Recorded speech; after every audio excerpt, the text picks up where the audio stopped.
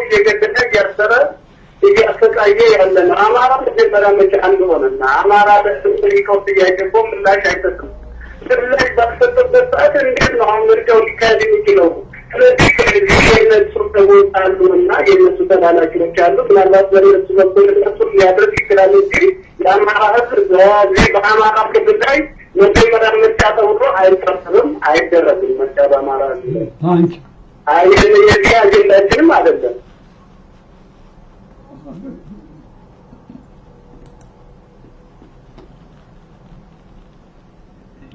لندن نيدم لندن شمشدين كلندن شمشدين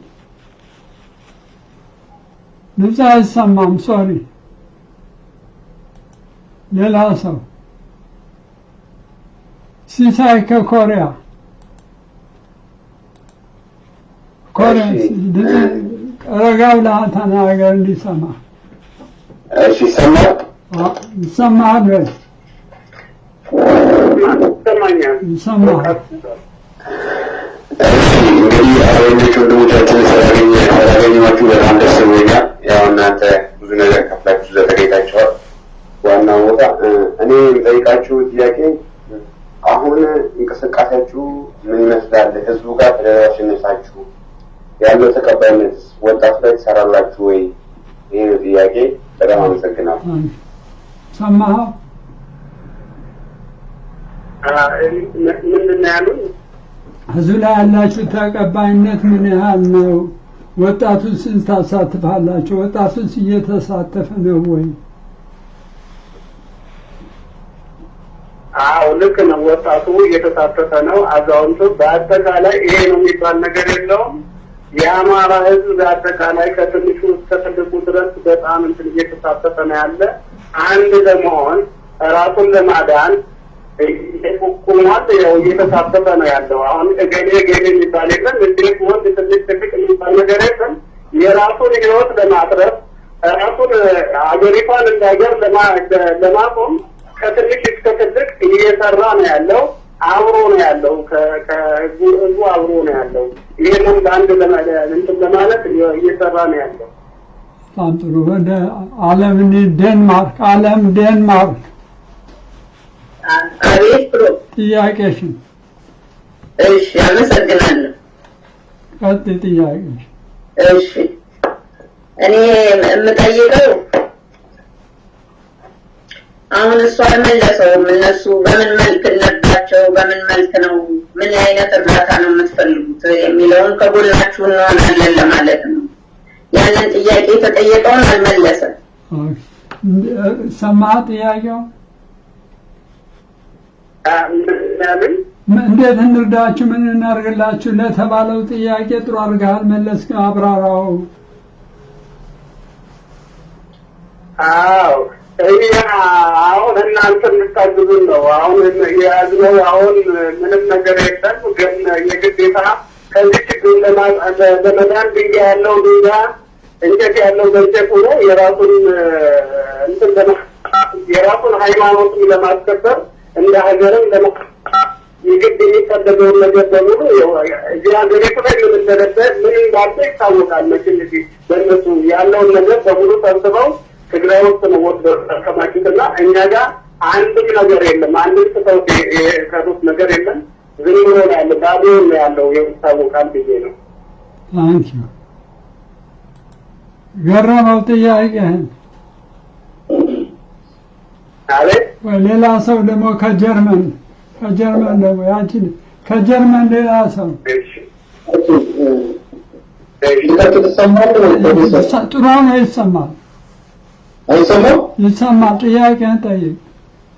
ጥያቄ ምንድነው?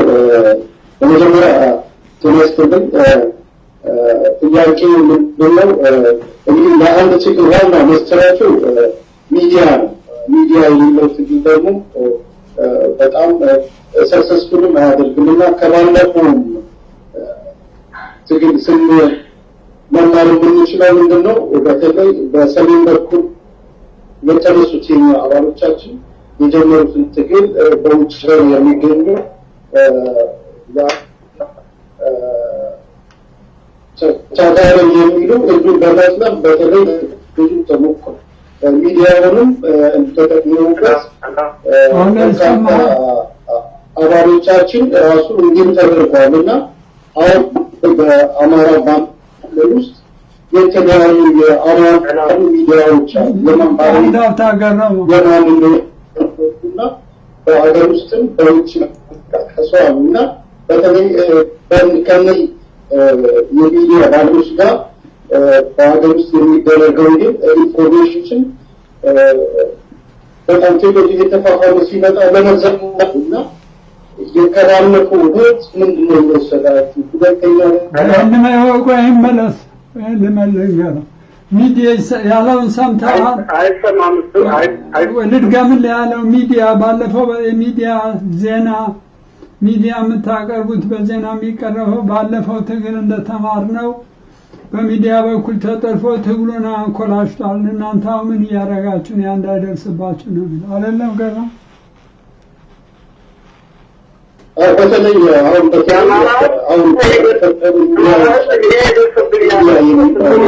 እየመለሰ ነው።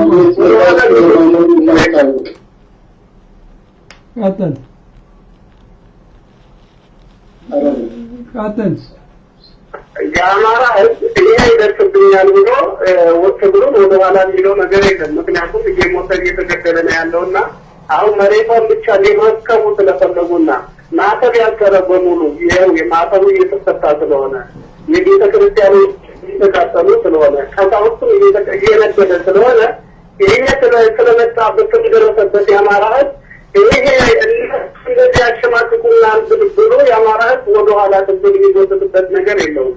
አንዱ ሆኖ በአንድ ላይ ያገኘውን ይዞ ይታገላል። አንድነቱን የግዴታ በአንድ ሆኖ ለማስከበር ጥረት እያደረገ ነው።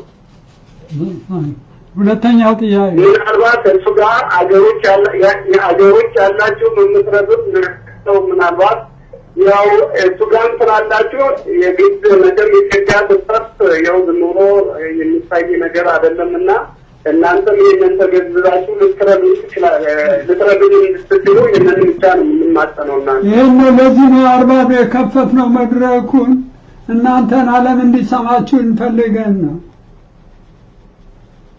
ዓለም እንዲሰማችሁ በጣም እናመሰግናለን። የራሳችን እናመሰግናለን። ሁለተኛው ጥያቄ ገረመው።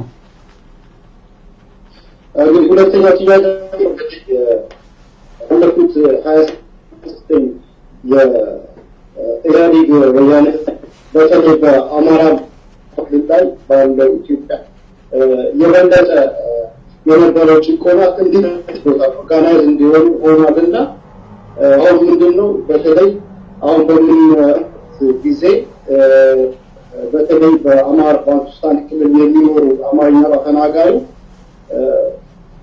አብዛኛው ዜጎች መሳሪያ ያላቸው እነዚህም ዜጎች ተጣሉ ወደ ትግል ለማምጣት ራሳቸው ማድረግ የእያንዳንዳችን ኃላፊነት ነው። እከሌ ስራው ብለን ማውራት አይሰራም። እነሱ እኛም ሞራል እንዲሰጡን ኢንኮሬጅ እንዲያደርጉን የጠራዋቸው እኛ ደግሞ ስንጠራቸው እናንተ ደግሞ መጥራት አለባቸው። እንዴ ኃላፊነትን መውሰድ አለብን። እኛ የጋራ ነው ኃላፊነቱ። እነሱ ሞራል ይሰጡናል፣ ቅድም እኛም ሞራል እንሰጣቸዋለን። ሌሎች አካባቢ እንዳይጠብቅ ከፈለግን ከአፋር ሰዎች የምናውቃቸው አመፅ ላይ ካሉ ከእነሱ እንዲገናኙ ማድረግ የራሳችን ኃላፊነት ነው። ዝም ብለን ማየት የለብንም። ታንክ ማይክ እዛው ደገ ክፈተው ሚክሮፎንክን። በስም ሰማራው ሰማ። ኦኬ፣ በስም ብዙ የሚያጣላ ነገር ያለ አይመስለኝም። ስም ብዙ የማያከራክርም፣ ሰዓት መግደል ነው የባሰ። አርበኛ ፋኖ አርበኛ አማራ የሚለው ነገር ስሙ ብዙ ነው። ዋናው ምንድነው ትልቁ ነገር ሰውየው የተናገረው አንዳንድ ነገሮች አሉ። የባህር ወደብ የላትም ኢትዮጵያ፣ የባህር ወደብ የምናገኝባቸው ነገሮች እስከዛ ድረስ ነው እንግዲህ አላማቸው ማለት ነው። ሰውየው አላማ ብዙ ነገር ነው እየተናገሩ ያሉት አርበኞች ፋኖች ማለት ነው። እና እኛ ምንድነው በምን አይነት መንገድ ልንረዳቸውና ልናግዛቸው እንችላለን? ዋናው ትልቁ ነገር በኢንፎርሜሽን ደረጃ አንድ አፍታ ማይክ። ኦኬ እየሰሙ ነው። ሞረሽ አንድ ቁጥር ልጆቹ እየሰሙ ነው። ልጆቹ ቀጥል። ጤና ይስጥልኝ፣ እንደምን አላችሁልኝ? አሎ መልስ ማይክ እንደምን ናችሁ ይላል። ላይ በስልክ ገብቷል። ኦኬ ሰላም ነን። ጥያቄያቸው ድገመው። አንዳንድ ጥያቄ ያነሳችኋቸው ቅድም ማይክል ድገመው። ኦኬ የቅድም ጥያቄው ድገመው። ኦኬ መጀመሪያ በወልቃይት አካባቢ የተደረገው እሱም እንትን ብለው ሁመራ አካባቢ ላይ ምን ያህል እንቅስቃሴ እያደረጋችሁ ነው ያላችሁት ነው ዋናው ትልቁ ጥያቄ። እሱ ጥያቄ ቅድም ሁመራ ላይ ትንሽ ግጭት ነበረ። የሁመራው ግጭት ላይ አርበኛ ፋኖ እጅ አለበት ወይ ነው? በጣም አመሰግናለሁ። በመጀመሪያ ደረጃ ጥያቄውን አዎ ግጭቶች የትም ቦታ ይኖራሉ።